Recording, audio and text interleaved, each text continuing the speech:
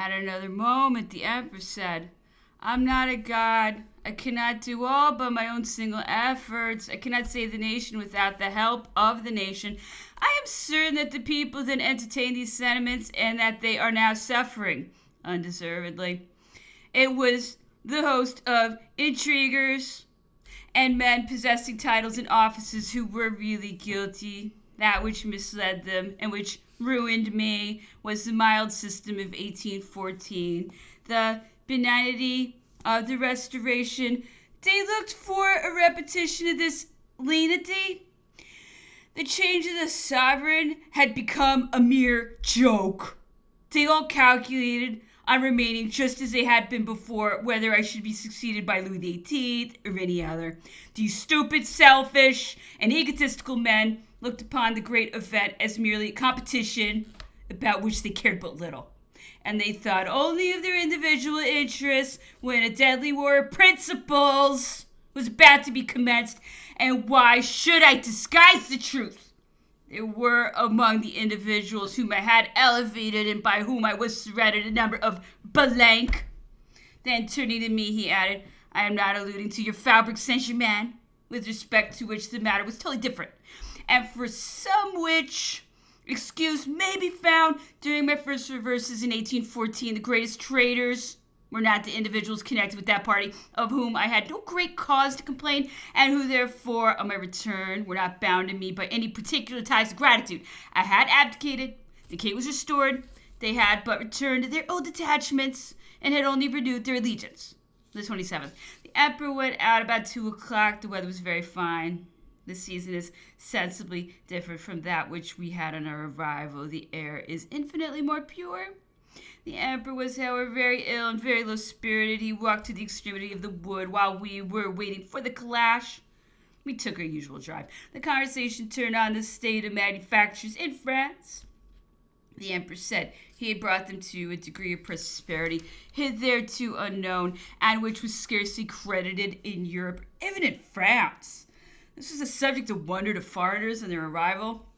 The Abbé de Montesquieu, he said, was constantly expressing his astonishment at the circumstance, the proofs of which he had in his own hands. When he became Minister of the Interior, the emperor was the first individual in France who said, agriculture first, industry, that is to say, manufactures next, and finally trade, which must arise out of the superabundance of the two first. He also defined and put into practice, in a clear and connected way, the systems most conducive to the interests of our manufacturers and merchants. To him we were indebted for the cultivation of sugar, indigo, and cotton. He offered a reward of 1,000,000 francs to the individual who should discover a method of spinning flax like cotton, and he doubted not that this discovery would have been made. The fatality of circumstances alone prevented this grand idea from being carried into execution. The old aristocracy, those enemies to our prosperity, said the emperor, exhausted all their wit and stupid jokes and frivolous caricatures on these subjects. But the English had no cause to laugh. They felt the blow and have not yet recovered from it. A short time before dinner, the emperor sent for me to attend him in his chamber. He was very well. He tried to converse, but he had not strength. He attributed his indisposition to his having drunk some bad wine, which had newly arrived. He said the Corvisar, Berthollet, and other physicians and chemists had frequently said that if he experienced the least unpleasant flavor on first tasting his wine, he must by no means suffer it to pass over his throat. The turn of the conversation led him to express his surprise at the contrast between the character of the mind and the expression of the countenance, which was observable in some individuals. This proves, he said, that we must not judge of a man by his face. We can know him only by his conduct. What countenances have I had to judge of in the course of my life? What odd examples of physiognomy have come under my observation, and what rash opinions have I heard on this subject? Thus I invariably made it a rule never to be influenced either by features or by words. Still, however, it must be confessed that we sometimes find curious resemblances between the countenance and the character. For instance, on looking at the face of our Monseigneur, meaning the governor, who would not recognize the features of a tiger cat. I will mention another instance. There was a man in my service who was employed about my person. I liked him very much, but I was obliged to dismiss him, because I several times caught him with his hands in my pockets. He committed his thefts to impunity. Let anyone look at this man, and they must admit that he had a magpie's eye. When we were conversing on the subject of physiognomy, someone remarked that Mirabeau, speaking of Pasteur's face, said, "It is a compound of the tiger and the calf." But the calf predominates. At this, the emperor laughed heartily and said it was strictly true. The emperor wished to dine alone in his chamber. He sent for me about 10 o'clock. He was in bed, and he looked over several of the books which lay scattered upon his couch. He began to read Racine's Alexander, of which he expressed his dislike, and he afterwards took up Andromaque, which is one of his favorite pieces. The 28th, the emperor went out about 2 o'clock. The weather was exceedingly pleasant. We took nearly an hour's drive in the calash. It had been at first proposed that the emperor should ride on horseback, for his health was suffering from the want of that exercise. But he would not consent to go out on horseback. He said that to ride backward and forward within the limits marked out to him was like being confined in a riding school, and he could not endure it. However, on our return home, we succeeded in changing his determination. We all attended him, and we reached the summit of that part of Goat Hill, which separates the horizon of the town from that of Longwood. On our way back, we passed in front of the English camp. This was the first time we had passed it since our residence at Longwood. The soldiers immediately quitted their various occupations and eagerly formed themselves into a line as we passed along. "What European soldier," said the emperor, "would not be inspired with respect to my approach?" He knew this, and therefore carefully avoided passing the English camp, lest he should be accused of wishing to excite the sentiment. We all very much enjoyed the ride, and we returned home about 5 o'clock. The emperor was a little fatigued. For some time past, he has relinquished his regular dictations. He saw some skittles which had been made by the servants for their own amusement. He ordered them to be brought to us, and we played several games with them. The emperor won a Napoleon and a half from me. He made me pay the debt, and then threw the money to the servant who had attended us for the purpose of running after the ball. The 29th, for some time past.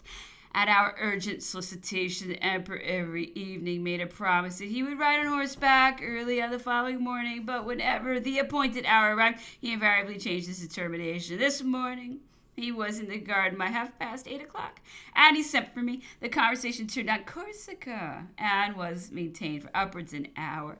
One's native country, said he, is always dear. Even St. Helena may have charms to those who were born here. To the emperor, therefore, Corsica presented 1,000 attractions. He described the grand scenery of the country and remarked that islanders always present originality of character because the situation tends to protect them against invasion and precludes that perpetual intercourse with foreigners which is experienced in continental states. The inhabitants of mountainous regions, he said, always possessed a degree of energy and eternal mind peculiar to themselves. He dwelt much on the charms of his native country, which from his early recollections was to him superior to any other spot in the world. He thought that the very smell of the earth would enable him to distinguish his native land, even were he conducted blindfolded to her shores. There was in it something peculiar which he had never observed elsewhere. Corsica was the scene of all his early attachments. He had there passed the happy years of his childhood, freely roaming among the hills and valleys, enjoying the honors and pleasures of hospitality. He traced different lines of family connections who, he said, extended the spirit of animosity and revenge, even to the 7th degree, and he observed that a young woman in Corsica thought she enhanced the value of her dowry by enumerating the list of her cousins. He recollected with pride that when only 20 years of age, he had accompanied Paoli on a great excursion to Porto Novo. Paoli's retinue was numerous. He was escorted by upwards of 500 of his followers on horseback. Napoleon rode by his side, and as they went along, Paoli pointed out to him the different positions and the places which had been the scenes of resistance and triumph during the war for Corsican liberty. He related to him all the particulars of that glorious conflict, and on hearing the remarks and opinions which fell from his young companion, he said, "Oh, Napoleon, There is nothing modern in your character. You are formed entirely on Plutarch's model. When Paoli manifested his determination to surrender the island to the English, the Bonaparte family continued to head the French party and had the fatal honor of being threatened with a march of the inhabitants of the island. That is to say, they were attacked by a levy en masse.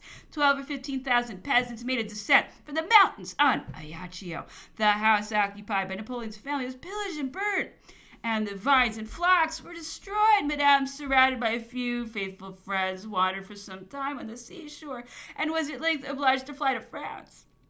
The Bonaparte family had always been much attached to Paoli, and he in his turn had professed particular respect towards Madame. It is, however, but just to remark that he employed persuasion before he resorted to force. Renounce this opposition, said he. It will prove the ruin of yourself, your family, and your fortune, and you will bring irreparable misery on yourself. The emperor indeed affirmed that, but for the chances of the revolution, the family could never have recovered from their misfortunes. Madame, like another Cornelia, heroically replied that she, her children, and her relatives would only obey two laws, namely those of duty and honor. Had old Archdeacon Lucien been living at that time, his heart would have bled at the idea of the danger of his sheep, goats, and cattle, and his prudence would not have failed to allay the storm. Madame Bonaparte, the victim of her patriotism and her devotedness to France, expected to be received at Marseille as an emigrant of distinction, but there she scarcely found herself in safety, and to her astonishment discovered that the spirit of patriotism existed only among the very lowest classes of people. Napoleon, in his youth, wrote a history of Corsica, which he dedicated to the Abbé Raynal. This production gained for him some flattering compliments and letters from the Abbé, who was the fashionable author of the day. This history has been lost. The emperor remarked that during the war in Corsica, all the French who came to the island formed some decided opinion on the character of the mountaineers. Some said that they were full of enthusiasm. Others regarded them merely as bands of robbers. It was said in the Senate at Paris that France had chosen a ruler from among a people whom the Romans would not take for their slaves. The senator intended this remark as an insult to me, said the emperor, but he forgot how high a compliment he was thus paying to the Corsicans. He spoke truly. The Romans never purchased Corsican slaves. They knew it was impossible to subdue the Corsicans to the yoke of slavery during the war for liberty in Corsica. So I proposed the singular plan of cutting down and burning all the chestnut trees, the fruit of which furnished sustenance to the mountaineers. By this means it was hoped they would be compelled to descend to the plains to sue for food and peace. Happily, said the emperor, this is one of those impracticable plans which can be realized only on paper. From the different motives, Napoleon, during the early period of his life, had constantly declaimed against the goats, which are very numerous on the island and commit great ravages among the trees. He wished them to be entirely extirpated. On this subject, he had some terrible disputes with his uncle Archdeacon Lucien, who possessed numerous herds of goats, and who defended them like a patriarch. In his rage, he reproached his nephew with being an innovator and blamed philosophic ideas for the danger with which his goats were threatened. Paoli died in London at a very old age. He lived to see Napoleon first consul and emperor. The emperor expressed his regret at not having recalled him. That, said he, would have been highly gratifying to me. Such an act would have been a real trophy of honor, but my mind was absorbed in important affairs. I rarely had time to indulge my personal feelings. After the emperor's return in 1815, when Lucien arrived in Paris, Joseph advised the emperor to appoint him governor-general of Corsica. This measure was even determined on. The importance and hurry of passing events alone prevented his execution. If Lucien had gone to Corsica, said the emperor, he would still have remained master of the island, and what resources would it not have presented to our persecuted patriots? To how many unfortunate families would not Corsica have afforded an asylum? He repeated that he had perhaps committed a fault at the time of his abdication in not reserving to himself the sovereignty of Corsica, together with the possession of some millions of the civil list, and in not having conveyed all his valuables to Toulon, whence nothing could have impeded his passage. In Corsica, he would have found himself at home. The whole population would have been, as it were, his own family. He might have disposed of every arm and every heart. 30,000 or even 50,000 allied troops could not have subdued him. No sovereign in Europe would have undertaken such a task, but it was precisely the happy security of the situation that deterred him from availing himself of it. He would not have it said that amidst the wreck of the French people, which he plainly foresaw, he alone had been dexterous enough to gain the port. Someone here observed that according to the general opinion, he might in 1814 have secured the possession of Corsica instead of the island of Elba. Certainly I might, replied the emperor, and those who are well acquainted with the affairs of Fontainebleau will be surprised that it did not. I might then have reserved to myself whatever I pleased. The humor of the moment led me to decide in favor of Elba. Had I possessed Corsica, it is probable that my return in 1815 would never have been thought of. Even at Elba, those whose interest it was to keep me there decreed my return by their own misgovernment and the non-fulfillment of the engagements which they had entered into with me. We now reminded the emperor of his intention of riding on horseback, but he said he would rather walk and chat. He ordered his breakfast, after which we conversed for some time on the old court, the nobility who composed it, their pretensions, the king's equipages, and all this was compared with what the emperor had himself introduced. The emperor then reverted to the period of his consulship and described the difficulties which he had experienced in forming the kind of court which was then kept up at the Tuileries. On his arrival there, he was resolved to obliterate the recollection of the matters and conflicts of the period to which he had just succeeded, but he had hitherto passed his life in camps.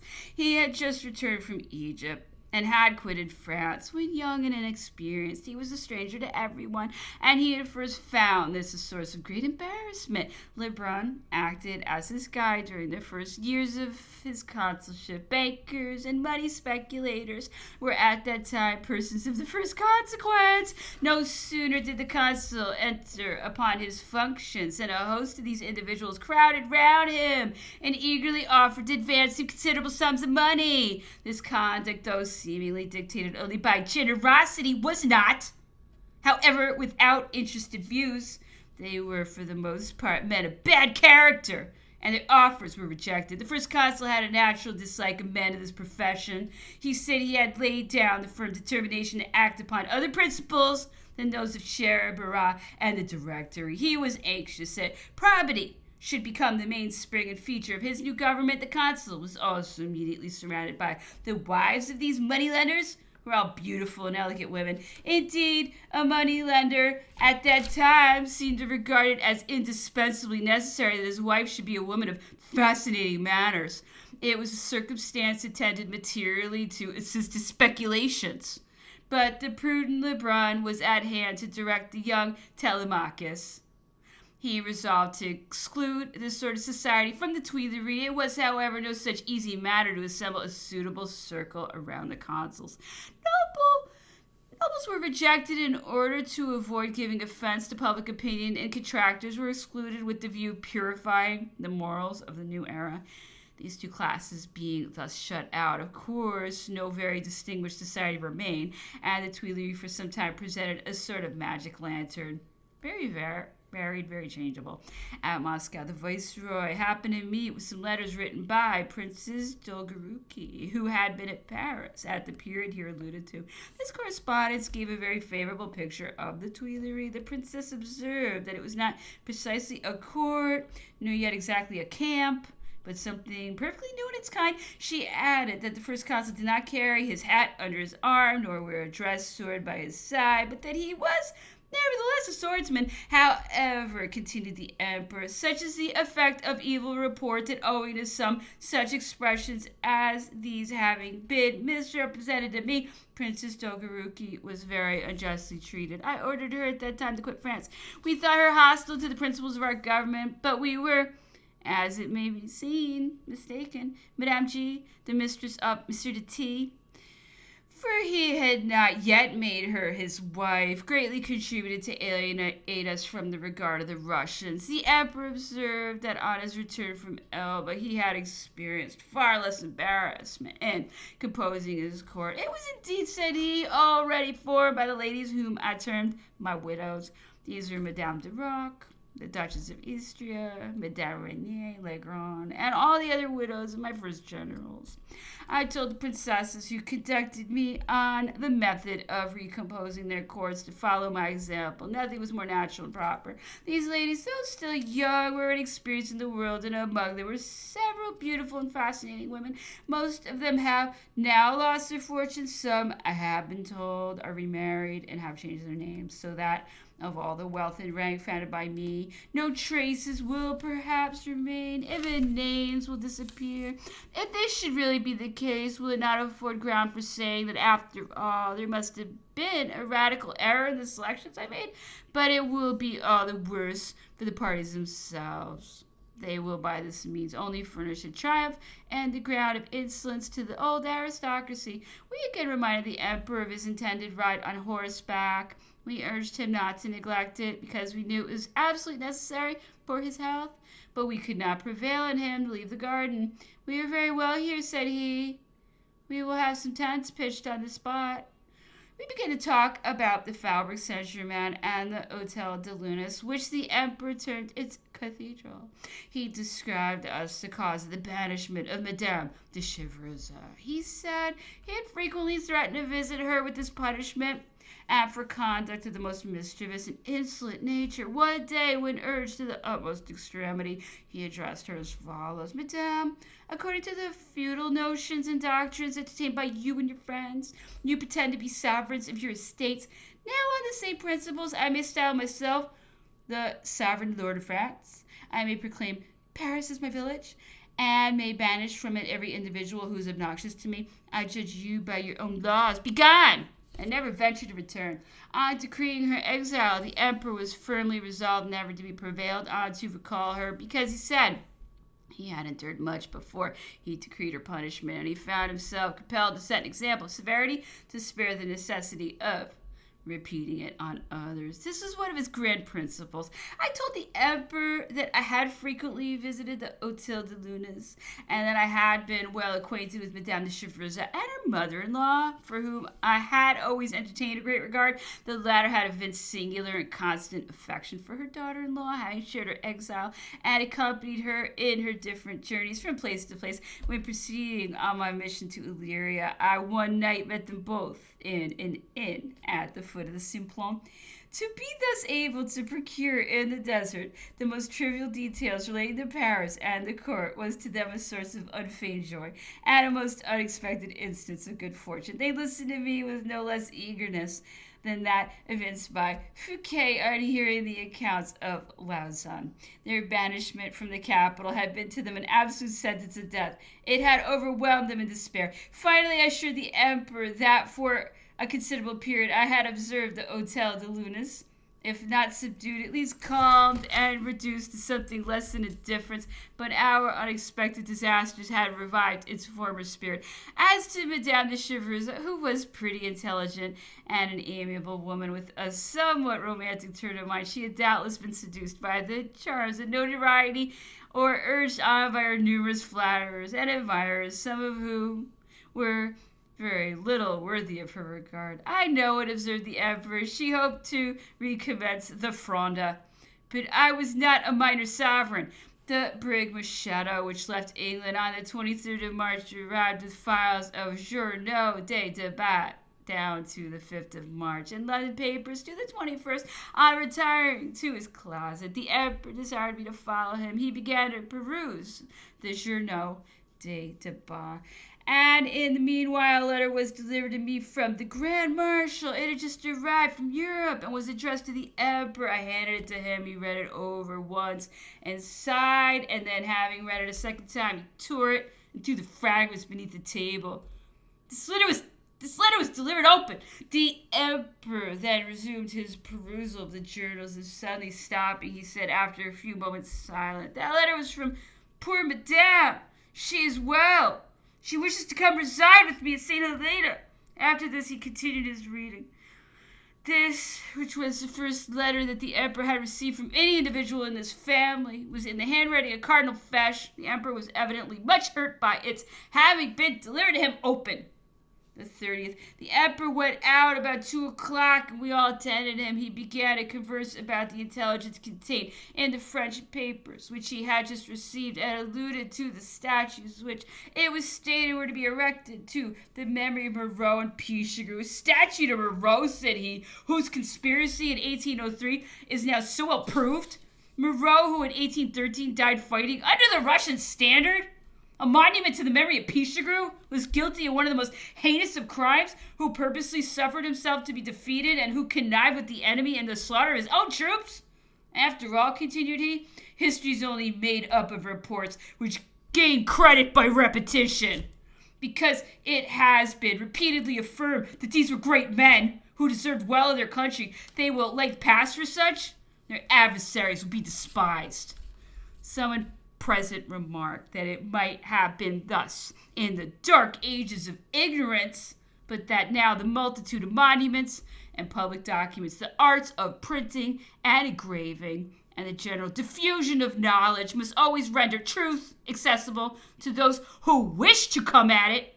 And as each party has its own historians, the thinking reader will always be enabled to form an impartial opinion. The emperor then described at length the affairs of Moreau, George, and Pichegru, to which I have before alluded, and of which I promised further details. He now informed us that the man who made the first confessions indicated, though without naming him, a person to whom George and the other leaders of the conspiracy never spoke without taking their hats off, and whom they treated with the utmost consideration and respect. It was at first supposed that this individual must have been the Duke of Berry, and some concluded him to have been the Duke d'Enghien. During his momentary appearance, Charles Dozier, one of the conspirators, unexpectedly drew aside the veil. A few days after his arrest, he was seized with a fit of melancholy and hanged himself in prison. The alarm was, however, given, and he was cut down. Stretched on his bed, while yet struggling between life and death, he vented repeated imprecations on Moreau and accused him of having treacherously seduced many well-disposed men and held out to them promises of assistance, which he never realized. He likewise mentioned names of George and Pichegru. This was the first circumstance that excited suspicion against George and Pichegru. There was previously no idea of either one or the other having been engaged in the conspiracy. Rial, who had hastened to this sort of deathbed confession of Dozier, proposed to the consul that he should order the arrest of Moreau.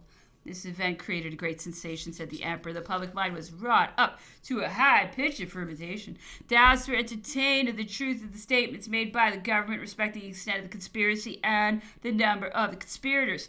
Of the latter, it was affirmed there were about 40 in Paris. Their names were published, and the first consul pledged his honor to secure them. He summoned Bessières and gave orders that he, with his corps, should surround and guard the walls of Paris. For the space of 6 weeks, nobody was suffered to quit the capital without special permission. A general gloom prevailed through Paris, but every day the Moniteur announced the arrest of one or two of the individuals who it was alleged were concerned in the conspiracy.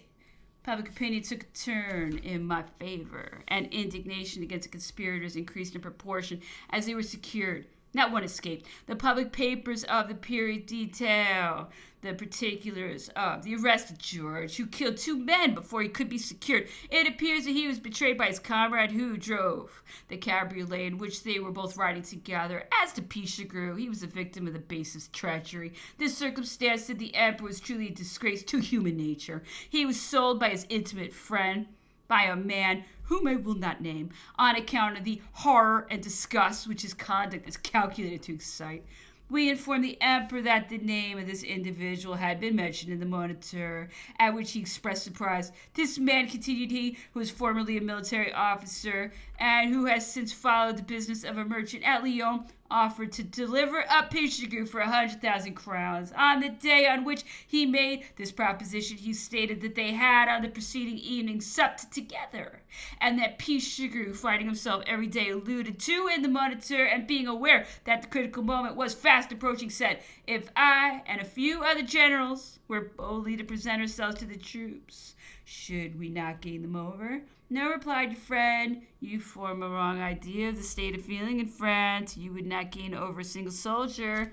He spoke truly. At night, the faithless friend conducted the officers and the police to Pichegru's door, and he gave them a minute description of his chamber and his means of defending himself. Pichegru had pistols on his bedroom table, and he kept a light burning while he slept. The officer gently unlocked the door by means of the false keys which the treacherous friend had procured for them. The table was overturned, the candle was extinguished, and the officer seized Pichegru, who immediately jumped out of bed. He was a very powerful man. He struggled desperately, and it was found necessary to bind him and convey him to prison without waiting till he could be dressed.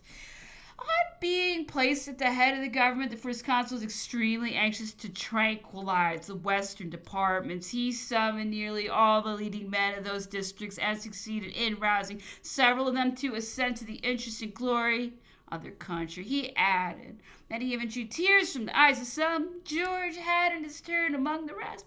The emperor said that he had endeavored to touch every individual string of his heart, but in vain.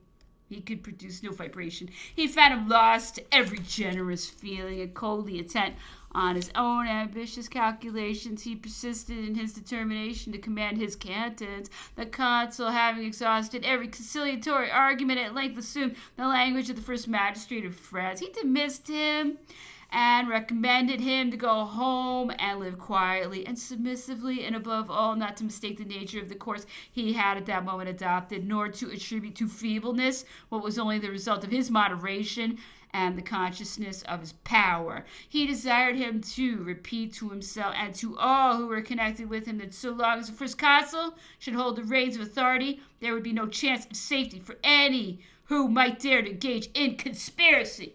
George took his leave, but as the event proved, not without having imbibed from his conference a feeling of respect for Napoleon, on whose destruction, however, he still continued bent. Moreover, was the rallying point and the center of attraction to the conspirators who came from London to attack Paris.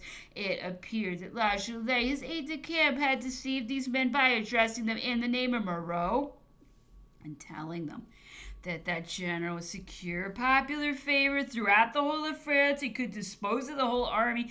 Moreau constantly assured them that he could command no one, not even his aide-de-camp, but that if they killed the first consul, they might do anything. Moreau, when left to himself, was a very good sort of man. He was easily led, and this accounts for his inconsistencies. He left the palace in raptures and returned to it full of spleen and malice, having in the interim seen his mother-in-law and his wife. The first consul, who would have been very glad to have gained him over to his side, once made it up with him completely, but their friendship lasted only 4 days. The consul then vowed that he would never renew it. In fact, attempts were afterwards frequently made to reconcile them together, but Napoleon would never agree to it.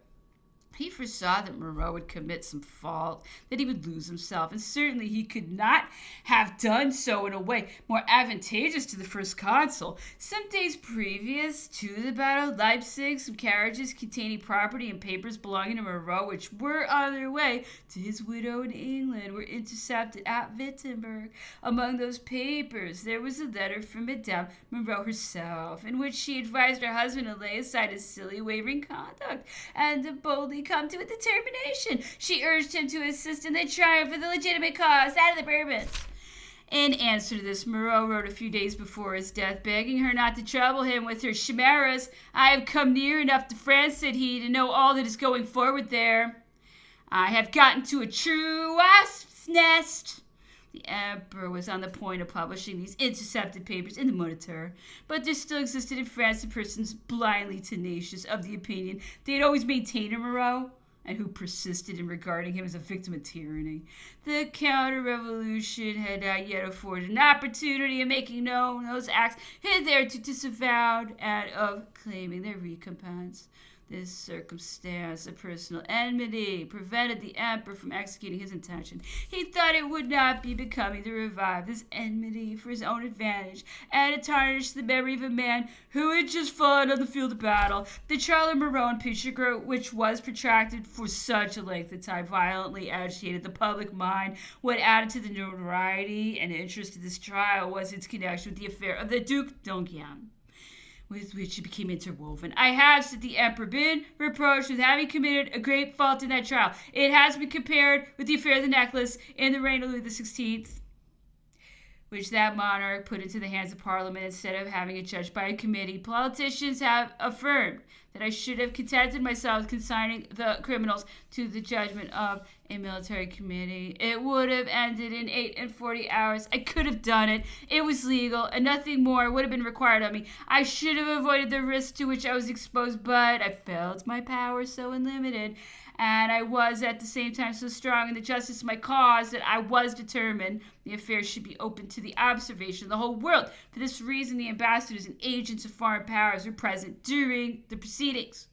One of the company present here observed to the emperor that the course he then adopted had proved advantageous to history and honorable to his own character. It had furnished 3 volumes of authentic documents relating to the trial. Another individual of the emperor's suite, who at the time of this celebrated trial was with the army at Bologna, said that all these events, even the affair of the Duc d'Enghien, had their excited but little interest, and that on his return to Paris some time after, he was astonished to observe the sensation which they had created in the capital. The emperor remarked that the public mind had indeed been highly excited, particularly on the occasion of the death of the Duc d'Enghien, which event, he said, still appeared to be judged of in Europe with blindness and prejudice. He maintained his right of adopting the step he had taken and enumerated the reasons which had urged him to it. He then adverted to the many attempts that had been made to assassinate him, and observed that he was bound in justice to say